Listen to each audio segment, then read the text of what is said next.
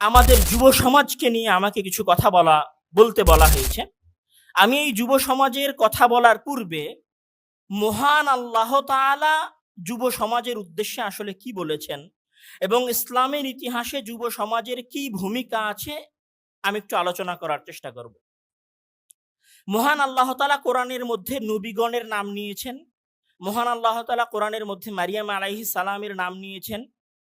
মহান আল্লাহ তাআলা কোরআনের মধ্যে একদল যুবকেরও নাম নিয়েছেন। মহান আল্লাহ তাআলা কোরআনের মধ্যে একদল যুবকেরও নাম নিয়েছেন, যাদের কথা মহান আল্লাহ তাআলা সূরা কাহাফের মধ্যে বলছেন। আপনারা সবাই জানেন গুহাবাসীর কথা, যারা গুহায় আশ্রয় নিয়েছিল 7 জন যুবক। তো তাদেরকে উদ্দেশ্য করে মহান আল্লাহ তাআলা বলছেন যে ইন্নাহুম ফিতিয়াতুন আমানু বিরাব্বিহিম ওয়াজিদনাহুম হুদা ওয়ারাবাতনা আলা কুলুবিহিম ইয কামু ফাকালু রব্বুনা রব্বুস সামাওয়াতি ওয়াল আরদি লান নাদউয়া মিন দুনিহি ইলাহান লাকাদ কুলনা ইযান শাতাতা।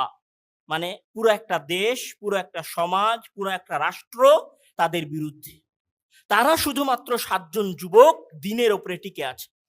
তাদের অবস্থা এত করুণ, এত অসহায়ত্বের যে তাদের সমাজে তো জায়গা হয়নি, বাবা মায়ের ঘরে তো জায়গা হয়নি, কোনো বন জঙ্গলেও জায়গা হয়নি, শেষ পর্যন্ত তাদেরকে আশ্রয় নিতে হয়েছিল পাহাড়ের গুহায়। তারপরেও তারা মহান আল্লাহ তাআলার দিন, সঠিক দিন থেকে, সঠিক ধর্ম থেকে, মহান আল্লাহ তাআলার আদেশ থেকে বিন্দু পরিমাণ পদস্খলিত হয়নি। এবং তাদের ফজিলত এত বেশি, এত গুরুত্বপূর্ণ যে মহান আল্লাহ তাআলা তাদের কথা পবিত্র কোরআনের মধ্যে উল্লেখ করেছেন, ইন্নাহুম ফিতিয়াতুন, তারা হচ্ছে একদল যুবক, আমানু বিরাব্বিহিম, যারা তাদের প্রতিপালকের উপর ঈমান এনেছিল। যুবকদের আরো একটা কথা মহান আল্লাহ তাআলা পবিত্র কোরআনের মধ্যে বলেছেন। আপনারা সূরা বুরুজের নাম শুনেছেন। সূরা বুরুজের মধ্যে মহান আল্লাহ তাআলা একজন যুবকের কথা বলেছেন, যে একজন যুবক, একাই একজন যুবক পুরো একটা সমাজের মানুষকে 1 সেকেন্ডে ইসলাম ধর্ম গ্রহণ করিয়েছিল। একজন যুবকের কথা মহান আল্লাহ তাআলা বলেছেন।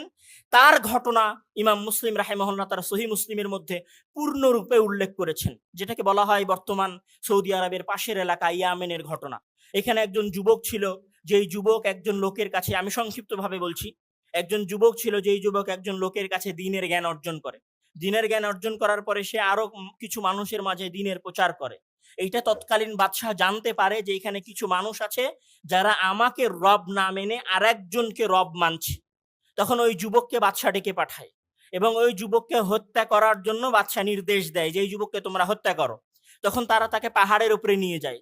পাহাড়ের উপরে নিয়ে গিয়ে তাকে ফেলে দেওয়ার চেষ্টা করে, কিন্তু পাহাড় ঝাঁকুনি দিয়ে তাদেরকে ফেলে দেয়।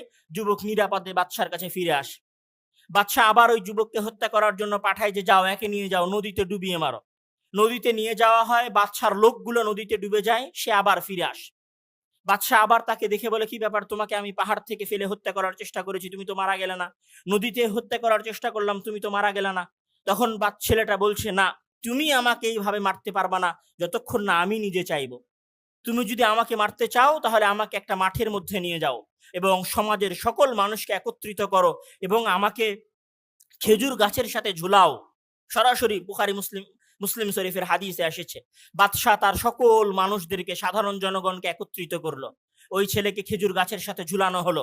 তারপর ওই ছেলে বলল যে যখন আমাকে ঝুলানো হবে তখন তুমি আমার দিকে তীর নিক্ষেপ করবা এবং তীর নিক্ষেপ করার সময় বলবা যে বিসমিল্লাহি রব্বিল গোলাম।